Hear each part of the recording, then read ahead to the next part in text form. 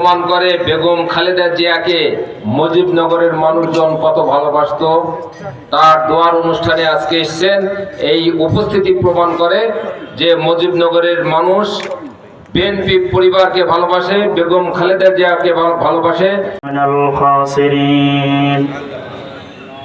আল্লাহুম্মা রাব্বিরহামহুমা কামা রাব্বায়ানি সগীরা।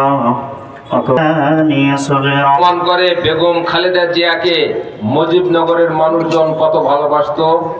তার দোয়ার অনুষ্ঠানে আজকে এসেছেন, এই উপস্থিতি প্রমাণ করে যে মুজিবনগরের মানুষ বিএনপি পরিবারকে ভালোবাসে, বেগম খালেদা জিয়াকে ভালোবাসে, শহীদ প্রেসিডেন্ট জিয়া রহমানের আদর্শকে ভালোবাসে, আমাদের ভারপ্রাপ্ত চেয়ারম্যানকে ভালোবাসে। আজকের এই উপস্থিতি তাই প্রমাণ করে। আজকের এই অনুষ্ঠান মুজিবনগর উপজেলার মুজিবনগর উপজেলা কর্তৃক আজকে যে অনুষ্ঠান, সেই অনুষ্ঠানে সভাপতিত্ব করছেন আপনাদের প্রিয় মানুষ মুজিবনগরের বারবারের উপজেলা চেয়ারম্যান জনাব আমিরুল ইসলাম।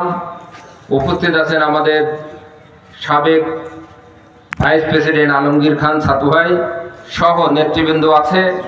আপনারা সকল নেতৃবৃন্দকে চেনেন। আমার সামনে মুজিবনগর উপজেলার সমস্ত পর্যায়ের নেতৃবৃন্দ, মঞ্চে উপস্থিত আছেন আরও মুজিবনগর 4টা ইউনিয়নের সভাপতি, সাধারণ সম্পাদক, সাংগঠনিক সম্পাদক সহ নেতৃবৃন্দ উপস্থিত আছেন। আসলে আমরা কিন্তু আজকের এই অনুষ্ঠানটা ছিল হলো বিক্ষোভ অনুষ্ঠান। সেই বিক্ষোভ অনুষ্ঠান আজকে আমরা দোয়ার অনুষ্ঠানে পরিণত করেছি সেটা আপনারা জানেন। বেগম খালেদা জিয়া মৃত্যুর সাথে পাঞ্জা লড়ছে। এই মৃত্যুর সাথে পাঞ্জা লড়ছে, এইটা কিন্তু আজকের দিনের ঘটনা না। উনি ইতিপূর্বে আরো 5-6 বার খুব মৃত্যুর দ্বার প্রান্ত থেকে উনি ফেরত এসেছিলেন আমাদের মাঝে, খুব মৃত্যুর দ্বার প্রান্ত থেকে আরো 6 বার, এইবারকার দিয়ে হলো 7 বার উনি আমাদের কাছে ফেরত এসেছিলেন শুধুমাত্র বাংলাদেশের মানুষের ভালোবাসার কারণে। আপনাদের দোয়া, আন্তরিকভাবে যে দোয়া করেছিলেন, সেই দোয়ার কারণেই বেগম খালেদা জিয়া আপনাদের কাছে, আমাদের কাছে, এদেশের মানুষের কাছে ফেরত এসেছিলেন বারবার। কারণ আপনারা জানেন ওনাকে যে পরিমাণ কষ্ট দেওয়া হয়েছে। উনি গৃহিণী ছিলেন, গৃহিণী থাকার পর পরবর্তীতে এরশাদ বিরোধী আন্দোলন করেছিলেন, কষ্ট করেছিলেন। এরশাদ বিরোধী আন্দোলনের পর পরবর্তীতে 1-11 সরকার আসে। 1-11 সরকারও ওনাকে বিভিন্ন মামলায় বিভিন্নভাবে হয়রানি করেছিলেন।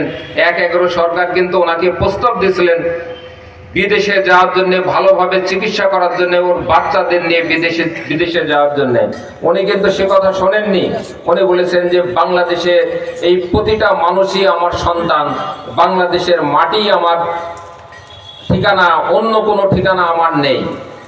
তাই উনি বারবার অনেক বড় প্রস্তাব পাওয়ার পর বিদেশে যাননি। উনি জেল খেটেছেন আমাদের জন্যে, বারবার জেল খেটেছেন। সর্বশেষ এই ফ্যাসিস্ট সরকার ওনাকে জেল খাটিয়েছেন একটি পুরাতন একটা বিল্ডিং এর ভিতরে, যেটাকে জেলখানায় রূপান্তরিত করা হয়েছিল, যেটা একটি পরিত্যক্ত রুম, পরিত্যক্ত বাসা। সেই বাসাকে উনি জেলখানা বানিয়ে, যে বাসাতে পোকা মাকড়ে ভরপুর ছিল, একটি স্যাঁতসেঁতে ঘর, এই যে ঘরের ভিতরে পানি পড়তো, সেই ঘরের ভিতরে তাকে আর তার কাজের মেয়ে ফাতেমাকে দীর্ঘ 6.5 বছর কষ্ট করতে হয়েছিল। কেন এই কষ্ট করতে হয়েছিল? শুধু গণতন্ত্রের জন্য যুদ্ধ করার জন্য, আমাদের জন্য যুদ্ধ করার জন্য। আমরা ভালো থাকবো, আপনারা ভালো থাকবেন, এই ফ্যাসিস্ট সরকার বাংলাদেশ থেকে বিতাড়িত হবে, শুধুমাত্র এই কারণেই উনি কিন্তু দীর্ঘদিন কষ্ট করেছিলেন। হে রব্বুল আলামিন, মেহেরবানি খোদা, আসরের নামাজ পড়ে মাবুদ, আমি গুনাহগার সহ তোমার কিছু গুনাহগার বান্দা নিয়ে তোমার শাহী দরবারে হাত তুলেছি। হে রব্বুল আলামিন, জানেন এর ভিতরে কার হাত কেনা পছন্দ হয়। যদি কারো হাত পছন্দ হয়, তার হাতের ওসিলায় আমাদের সকলের জিন্দেগির গুনাহকে তুমি মাফ করে দাও। হে রব্বুল আলামিন, যারা এই দোয়ার অনুষ্ঠানকে পরিচালনা করেছেন গো আল্লাহ, সময় দিয়ে, অর্থ দিয়ে, বুদ্ধি দিয়ে আর রব্বুল আলামিন তুমি তেনাদের সকলকে কবুল আর মঞ্জুর করে নাও। আর রব্বুল আলামিন খাস করে আবার আমি চাচা আল্লাহ এই দোয়ার অনুষ্ঠানকে পরিচালনা করার জন্য ক্লান্ত পরিশ্রম করেছেন, জারিয়া হিসেবে কবুল করে দাও। যারা ক্লান্ত পরিশ্রম করেছেন তেনাদের সকলকে তুমি কবুল করে নাও। আর রব্বুল আলামিন এখানে যারা হাত তুলেছে, কারো পিতা নাই, কারো মাতা নাই, কারো আত্মীয় স্বজন গহীন কবরে চলে গেছে। আর রব্বুল আলামিন জানি না তেনারা গহীন কবরে কি অবস্থায় আছে গো মাবুদ। যদি কবরে আযাব থেকে থেকে আমাদের দোয়ার উসিলায় তেনাদের কবরের আযাবকে তুমি মাফ করে দাও। আর রব্বুল আলামিন তেনাদের কবরকে জান্নাতের টুকরায় পরিণত করে দাও।